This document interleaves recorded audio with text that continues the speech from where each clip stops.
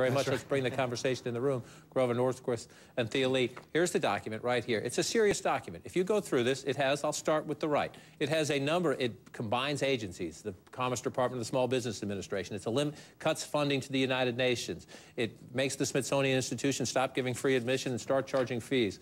It cuts funding for the Corporation for Public Broadcasting. Eliminates a lot of things, calls for a lot of cuts in spending, a serious document, and you rule it out from the start. Why? Well, for the last 2 years, Obama's done nothing but spend. So has Pelosi and Reid. The idea that now they're going to come back and explain they really want to reduce spending is sort of silly. They could have done let me just jump in. We could argue there. You're a conservative who didn't like the big spending under the Bush administration either. Correct. At some point, the political leadership of the country needs to say, we have all sinned in the past, all of us. Why don't we start today and go forward? Otherwise, we'll be having this conversation in 20 years, and you'll need a report that's 10 times as thick. But if Obama, Reid, or Pelosi wanted to rein in spending, they could have avoided making all the expensive mistakes of the last 2 years. Step one is to undo the damage of the last 2 years.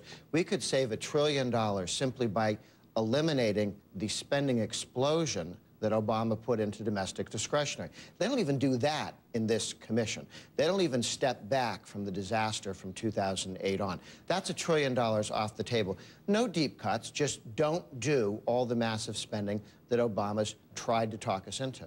But can you get to the point, and I'll get you at there, I promise, can you get to the point, this doesn't even eliminate the deficit. It just shrinks it substantially. Right. Can you, and they make the argument, the leaders do, Alan Simpson does, that you take out waste, fraud, and abuse, you can cut all the domestic discretionary spending you want, but if you don't put some revenue on the table, you can't get there. Are you willing to put some revenue on the table? No, because the problem isn't the deficit, the problem is the spending. What this commission is trying to do is increase taxes by about $1 trillion in order to pay for Obama's spending spree. That's not what the Tea Party wanted. That's not what the last election was about. It is to undo the spending spree of Obama, which, as bad as Bush was, he was a piker compared to what Obama, Reid, and Pelosi have done to us in the last 2 years. So from the right, no. From the left, and I have Rich Trumka, your boss's statement here, I have Nancy Pelosi's statement here, I have liberals who sit on this commission statement here, all saying, no, it's unacceptable. That's correct. This commission report is dead on arrival. It's a non-starter in terms of addressing the problems that we need to have. We are right in the middle of an economic recession. We have 9.6% unemployment. The last thing we need to do right now is to cut spending in a deep way and to slash Social Security and Medicare and basically to put the burden of adjustment on working families and senior citizens. Wall Street threw themselves a party. They gave themselves huge tax cuts. They were irresponsible financial excesses. And now they're asking working people to pay the price. So the problem with this report is not that it closes the deficit.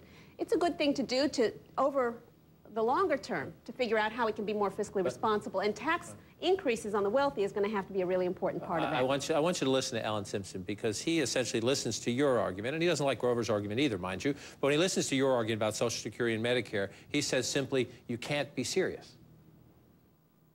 They've said, wait a minute. Don't touch Social Security. Wait a minute. Don't touch Medicare. We just bled through the ears on that one. Wait a minute. Don't touch. You cannot get there.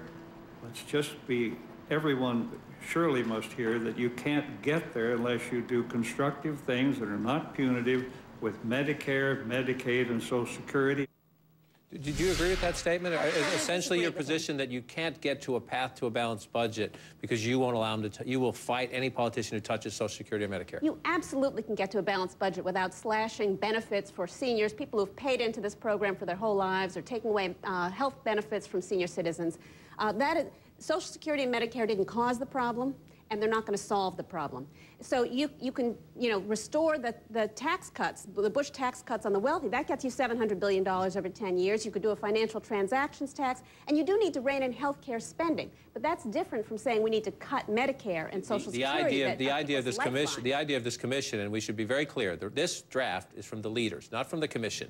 And the deal was, if 14 of the 18 members of the commission voted in favor of a plan, and they could debate this and amend this, and maybe, I don't believe in this kind of miracle anyway, I don't think it's going to happen.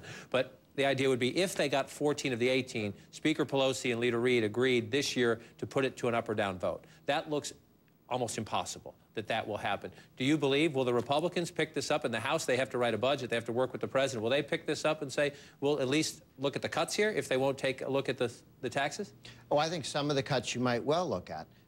But the idea of raising taxes is what politicians do when they don't have the guts to govern, when they're not, like the Governor Christie in New Jersey, willing to rein in spending. The people around Bill Clinton would tell you that had George H.W. Bush not called everybody out to Camp David and raised taxes a little bit, and he was vilified by the right for doing it, that they would have had a much more difficult path at getting to the last balanced budget this country had. If George H.W. Bush had not taken everyone out to that meeting where they raised taxes, Clinton would never have been elected.